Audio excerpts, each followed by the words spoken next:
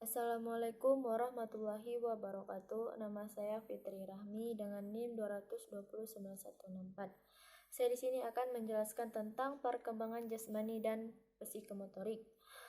Untuk memenuhi tugas mata kuliah saya Psikologi Perkembangan Anak Usia SDMI.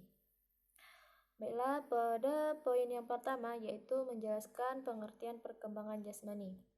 Pengertian perkembangan jasmani terdiri dari dua kata, yaitu perkembangan dan jasmani.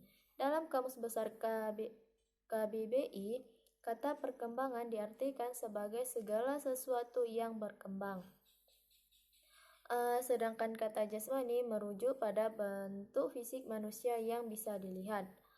Pengertian dari perkembangan jasmani adalah suatu proses kegiatan seseorang yang menghasilkan cara yang baru di dalam mempelajari gerakan melalui langkah-langkah perencanaan, pelaksanaan, dan penyempurnaan berdasarkan penilaian yang dilakukan secara terus-menerus selama kegiatan itu berlangsung.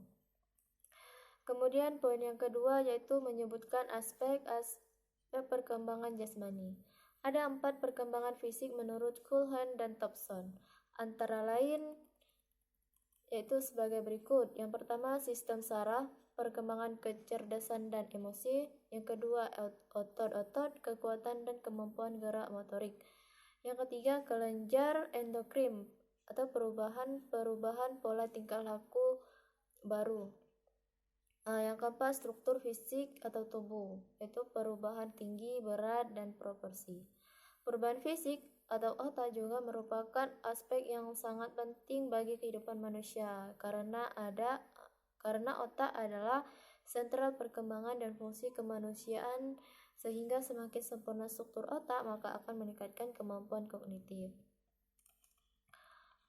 Kemudian ada poin yang ketiga yaitu faktor penghambat pertumbuhan jasmani. Berikut ini adalah beberapa faktor yang mempengaruhi perkembangan, yaitu yang pertama faktor fisik. Anak yang memiliki penyakit keturunan atau penyakit yang cukup parah dapat menimbulkan psikomatik, yaitu suatu keadaan gangguan emosi atau mental tentang penyakit yang dideritanya.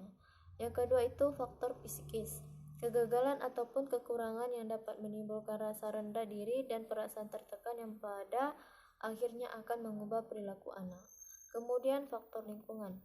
Tidak idealnya keadaan lingkungan sekolah, pertemanan yang tidak sehat, kekurangan yang tidak mendukung, dan lingkungan masyarakat yang acuh dan tak acuh akan menghasilkan pribadi anak yang labil. Kemudian poin yang materi yang keempat yaitu pengertian perkembangan psikomotorik. Perkembangan psikomotorik adalah perkembangan kepribadian manusia yang berhubungan dengan gerakan jasmania dan fungsi otot akibat adanya dorongan dari pemikiran, perasaan, dan kemauan dari dalam diri seseorang. Perilaku psikomotorik memerlukan koordinasi fungsional antara neuron, muscle system, persarafan, dan otot, dan fungsi psikis atau kognitif, efektif, dan konatif.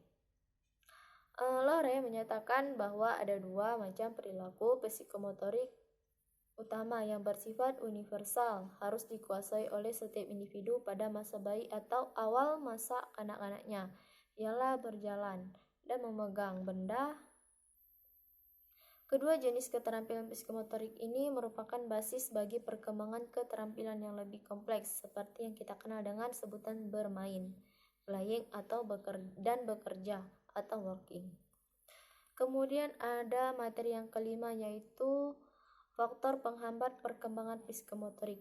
Faktor-faktor penghambat perkembangan psikomotorik ialah ada yang pertama faktor pola asuh orang tua.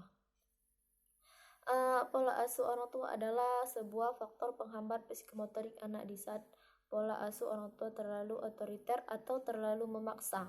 Karena karakteristik seorang anak sangat sensitif ditambah setiap anak tidak dapat secara langsung dioptimalkan secara cepat, dengan kata lain memaksakan kemampuan dengan waktu yang singkat.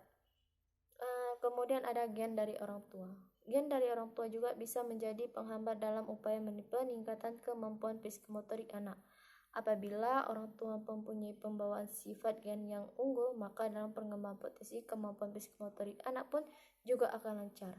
Hal sebaliknya, apabila anak membawa pembawaan gen orang tua di mana gen tersebut adalah gen yang lemah, maka kemampuan peningkatan potensi psikomotorik anak itu biasanya juga akan lemah, atau yang paling parah apabila anak itu menderita autis, maka akan sulit sekali meningkatkan kemampuan motorik yang ada.